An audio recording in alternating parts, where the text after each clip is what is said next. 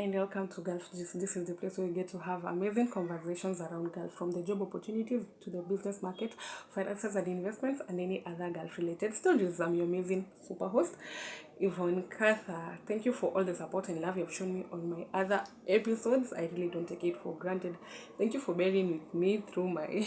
I know these two episodes, the episode 3 and this episode 4, are not really quality production. I said, like, shooting can really, it's quite expensive, but I promise on working towards it and making sure that I produce high quality videos for you, my audience. But for now, I kindly request that you bear with me. Anyway, on today's episode, I'm going to be talking about self-care while working in Gulf. It's something I touched on when I shared about some of the lessons I've learned while working in Gulf. Okay, so like I said, let me tell you, if you're not careful enough when you're working in Gulf, unaweza hustle a lot of money, but and unaweza taka kukaa umechizi, like it really takes the hand of God if you go back home safe.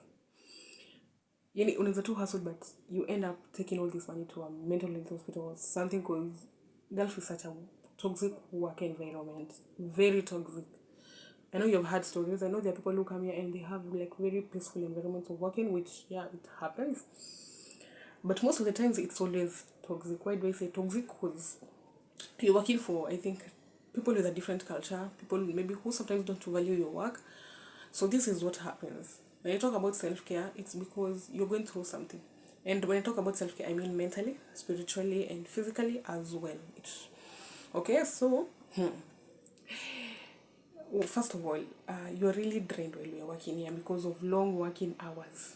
Okay, so you really need to check on, and it okay, somehow it differs. Maybe sometimes it's so, even if you're in contract or something, sometimes you don't get to eat well, and so you really need to take care of yourself. Okay, so I think maybe I'd like to start from generally, like, whether you're a kadama, whether you're a security guard, whether you're a waitress, whichever job you're doing, a shagala or whatever, you're working for this type of people who will never appreciate what you do. You don't work to be appreciated because you paid your salary, but people who see whatever you're doing is so useless. Like, so they end up giving you very wrong affirmations every day. And because this is something that is continuous, it's happening every day, every hour, and then from morning to evening. If you're not careful enough, you might take that thing so seriously into your consciousness and start thinking you're what they say you are. I'm sure if you've worked in Gulf, or you know anyone who's worked in Gulf, they will tell you you've been called stupid, you've been called useless, you've been told you can do nothing, you've been called a dog. They throw any sorts of insults around you. So we stand, because you're working with this person from day to time. You see this person from morning to evening. Most of the times you'll find yourself around this person. You might end up thinking whatever they're saying is so true. You might have done something so correctly, just a slight mistake, and they generalize it like that's you. Okay, because you're human, you're prone to making mistakes, but these people expect you to be perfect. So any small mistake, they use it to identify you. Okay, tell you how useless you are, how you cannot do things perfectly. So if you're not careful, you will take these affirmations to heart, and that's when you'll start losing your self-esteem, losing your self-confidence. So anytime, even if you go outside Gulf and you're trying to do a business, those words will keep reminding you how useless you are, how you cannot do things. So I think the first step of taking care of yourself is reaffirming yourself daily. Don't wait for anyone to define who you are. Like, you're useless. No, tell yourself I'm not useless. So long as you know you've done your job so perfectly, like it's pleasing before your eyes, and you've done it, like, ukiangalia job unasema enyewe I've done this job. Whatever they say, please never take it seriously. Let it ingililia hapa, itoke hapa. I know it's very hard, but try to reaffirm yourself. Okay? Two, learn how to take care of at least how you look. I'm sure huku Gulf toka vizuri, they'll always tell you look dirty, you smell bad, even if you don't smell bad. They'll always tell you unanuka tu vibaya. I don't know. Let me tell you, you're working in that house, maybe you're cleaning, maybe you're running around the kids, maybe you're a security guard, umeshinda nje, especially during summer, it's so sunny, you are sweating and everything.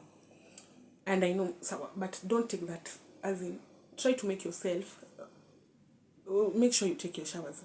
Make sure you have your deodorants. Like, even if you've done your budgeting and money haitoshi, sijui ya kutuma school fees, ya kurun your projects and savings, sijui and emergency, whatever in circles, please keep some money for your own self. Even if you satisfy the whole world and you have not done anything for yourself, I think you're doing a lot of nothing. Because if you lose yourself, you lose everything. Kindly, do not lose yourself while working in Gulf. You really need yourself first. So these are the simple things you might ignore, but you really need them. I know the weather like really inaingilianga body ya mtu sana, but aki try your best. Ladies, let's try to take care of our skin. Like, ndo watu saini wakikuona, they don't just look at you like trash. Na toki kwambia unakaa vibaya, and then you go to look at yourself in the mirror, and then you find yourself and you want to take whatever they've said seriously. So try to take care of yourself. Try to dress up nicely. Najua uende mahali, sometimes they don't allow you to wear your fancy clothes, unashinda hizo nguo zao mbaya mbaya, but can you buy yourself clothes? Even if you'll wear them the time you'll go back to your home, kindly buy them and keep them. Can you make sure every month you appreciate yourself? This is a lesson my friend had to sit me down and teach me. Like, young girl, you're working, sending money home, doing project, kindly buy for yourself something. Appreciate the work of your hands. At least you live and find space in your heart maybe to love your job. Because the moment you're working so much and you realize, when you start getting drained and you realize, hata sijajifanyia kitu na hii pesa, all the money I've been sending, it might really lower, like, it might really like tamper with your mental health. So appreciate yourself every month with something, a shoe, clothes, something small for yourself. Can you buy those skincare products for yourself? Because even in Gulf they're very affordable. No, hakuna utafanyi kazi Gulf where they afford this vitu. Because here their currency, whatever, it really favors foreigners, okay? So get that. Even men, like, just look nice. Buy those clothes. You will buy them whenever you utaziva ukiwa free or when you come back to Kenya, but make sure you have them. Okay? So these are just simple things. Oga vizuri, paka, smell nice, smell the perfume. Nukia vizuri. So that even if they tell you, even if they come and tell you smell like trash, you'll not bother. Because you know you've really worked on yourself. Because these people will never appreciate you either way. But for yourself to be comfortable, make sure you do these things for yourself. Another thing, when you're working in the affair, you might tend to be lonely because maybe sometimes you lack friends here or people to interact with, which is a very, it's something like social isolation. Because sometimes loneliness will hit you or homesick. I have a plan for you. Anyone who's working in Gulf and you don't have the AirPods and a good phone, like, you really sacrifice anything and make sure you have those two things. Why? One, they'll help you. Maybe when you finish your work, you can listen to music or podcast that will help you even forget whatever has happened during the day. Like, there are amazing things you can do on social media. Like, you can just scroll videos and they will change your mood. I know you've had a long day with your bosses and they've really messed up with your moods. But make sure you have a good phone while you're working in Gulf. And earpods, like, sometimes you might just be working and you're listening to music and it really calms you down. Whether it's gospel music or whichever type of music you like. Listen to amazing podcasts. I think kila time, when you come here is when most people realize how much you need a new skill in your life. Not every time you're on that phone, you're learning. I know it's something we have in common here in Gulf. Like, anyone who's coming to Gulf, they always make sure they learn a new skill before they leave, because we realize the importance of learning a new skill while you're here. Please, sometimes just go to listen to something that, I would like call it useless, but funny, or like, just go to listen something that is not so, something to relax your mind. A podcast, interviews, shows. Just go to listen to anything that is outside of this, of your normal, I don't know how to call it, I hope you understand, okay? And listen to music. It will help you calm down. It will help you forget what that wrong affirmation you were given. Okay, so any other form of self-care, please mention it on the comment section so that every other person will learn. What should be number one? This is should be the top of it all. When you come to Gulf, make sure you know how to pray. And praying doesn't mean also you must be baptized. Prayer is communication with God. Here you need the grace of God to work. Huku favor ya Mungu, ni wewe tuna favor ya Mungu, because these people can really be annoying. You really need that peace that comes from God. Because above all things, like, things can be really overwhelming.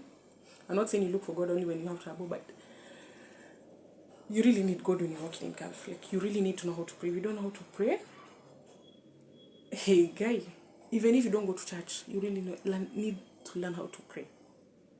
Prayer above all, yani unaweza kuwa usomi Bible, unaweza kuwa sikizangi preaching for sermons, but please make sure you know how to pray. And prayer is communication to God. And communication to God is what you're feeling, like you tell God from your heart, like God, manze jo mi God nenda hii job leo. Manze umwarabu tukipatana, yani leo tustaki kisera yani. Or God, I just pray for your favor before this arrives. You really need to know how to pray. So please, that is all I have to share for now. I'll be sharing, of course, more on other episodes, but please share how you take care of yourself while you're working in girls. Remember to like, subscribe, comment, and share as well. I really love you so much, my super fans. I keep poleni for this low quality production. I feel so bad that I cannot give you the best quality, like how